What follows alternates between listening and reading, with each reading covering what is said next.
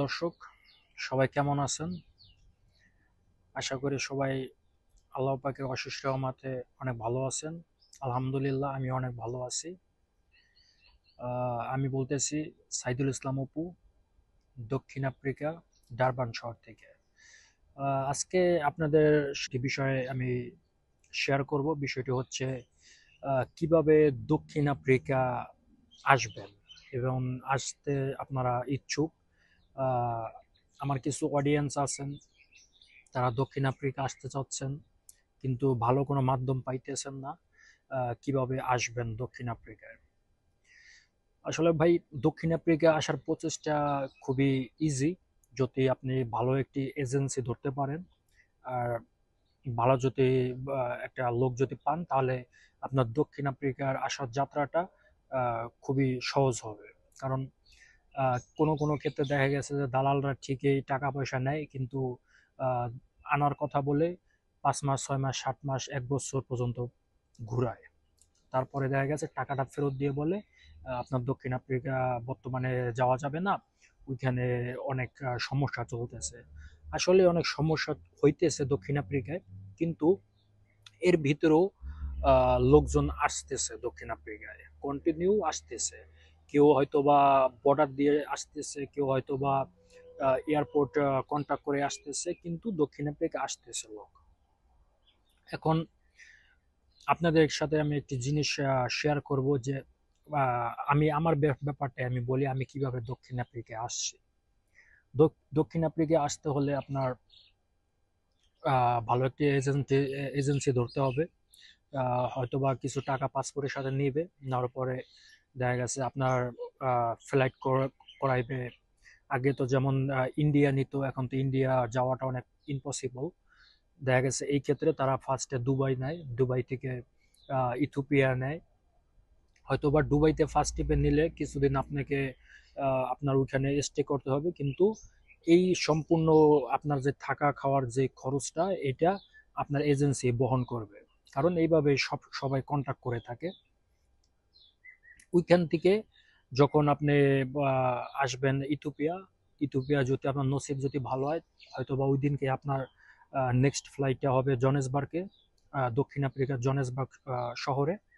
বা যদি কোনো প্রকারে যদি মিস যদি হয়ে যদি যায়, তাহলে হয়তো বা আপনাকে বলবে আপনি স্টে করেন ওই এয়ারপোর্টের ভিতরে, বা হয়তো বা আপনি আহ, হয়তো বা তাদের কোনো লোক থাকবে এজেন্সি, তারা ওই ইথিওপিয়ার যে কোনো একটা হোটেলে আপনাকে রাখবে। তারপরে ওইখান থেকে দেখা গেছে আপনাকে নেক্সট ফ্লাইটে আপনার দক্ষিণ আফ্রিকার জোহানেসবার্গে আপনাকে পাঠাইবে।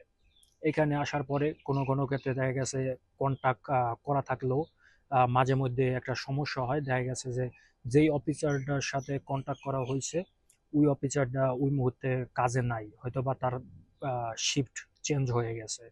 ওই ক্ষেত্রে একটা সমস্যা হয়। কিন্তু যদি আপনার এজেন্সি, সে যদি 100% ভাবে যদি বলে যে না, এখন তুমি ফ্লাইট করো, এই ফ্লাইটে তুমি ই করবা, এটা সম্পূর্ণ এজেন্সির লোকেরা তারাই করে থাকে। ওইসব জিনিস নিয়ে আপনার টেনশন করার কোনো ইয়া নাই। আপনি চাইলে আসতে পারেন।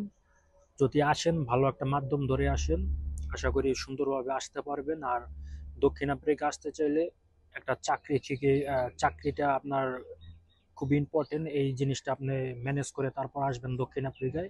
কারণ দেখা গেছে কিছু কিছু আহ, আহ, বাংলাদেশি ভাইয়েরা আসে তাদের রিলেটিভ পার্সনের কাছে। আসেন দক্ষিণ আফ্রিকার, সমস্যা নাই, আসেন টাকা পয়সা কামান। কারণ বর্তমানে একটু করাপশন চলতেছে, কিন্তু তার ভিতরেও সবাই ভালো আছে। কিন্তু যতটুকু পরিমাণে চেষ্টা করবেন যে আপনার দক্ষিণ আফ্রিকায় লিগ্যাল ভাবে জানি বসবাস করতে জানি পারেন, এই জিনিসটা আপনার যে যার কাছে আপনি আসবেন তার কাছ থেকে আপনি এই অ্যাসাইলাম পেপারটা বানানোর সহযোগিতা তার কাছে চাইতে পারেন। সে আপনাকে 100% সহযোগিতা করবে। আর যখন আপনি অ্যাসাইলামটা পেয়ে যাবেন, তখন ফিউচারে হয়তো বা আপনি একটা ইয়া করতে পারবেন, পারমিট বানাইতে পারবেন।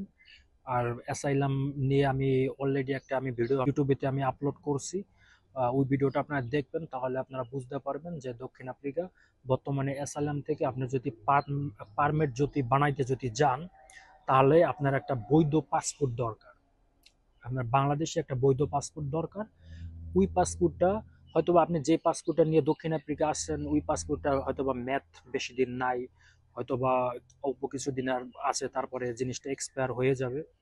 ওই ক্ষেত্রে আপনার নতুন বর্তমানে আইন করছে, ওই আইন অনুযায়ী আপনার পাসপোর্টটি রিনিউ করাবেন। তারপরে আপনি পারমিটের জন্য অ্যাপ্লাই করবেন। পারমিট বর্তমানে অফ আছে, কিন্তু অ্যাসাইলাম এই জিনিসটা হইতেছে। অ্যাসাইলাম পেপারটা প্রথমে হয়তোবা আপনি 3 মাসের পাবেন বা 6 মাসের পাবেন। এটা হলো নসিব আসলে। কারণ আমি শুরুতে যখন আমি অ্যাসাইলাম বানাইছিলাম দক্ষিণ আফ্রিকা, তখন আমি 1 মাস করে পাইতাম। আমি বানাইছিলাম পোর্ট এলিজাবেথ থেকে, ইস্টার্ন ক্যাপ প্রভিন্সে, পোর্ট এলিজাবেথ থেকে। ওইখানে কাগজটা অনেক ফ্রেশ কাগজ দেয়। ওইখান থেকে বানানোর চেষ্টা করবেন। ওইখানে আমার পরিচিত লোকজন আছে। যদি কারো যদি হেল্প যদি দরকার যদি হয়, আমাকে নক করবেন, আমি ইনশাল্লাহ হেল্প করার চেষ্টা করব। আর আজকে ভিডিওটা এই পর্যন্তই। সবাই ভালো থাকবেন, আর আমার চ্যানেলটি সাবস্ক্রাইব করবেন, লাইক কমেন্ট শেয়ার করবেন, কমেন্ট করবেন। ইনশাল্লাহ আমি কমেন্টে রিপ্লাই দেওয়ার চেষ্টা করব। আমি সবসময় অনলাইনে থাকি, সো নো প্রবলেম। ইনশাল্লাহ সবাই ভালো থাকবেন। আজকে এই পর্যন্তই।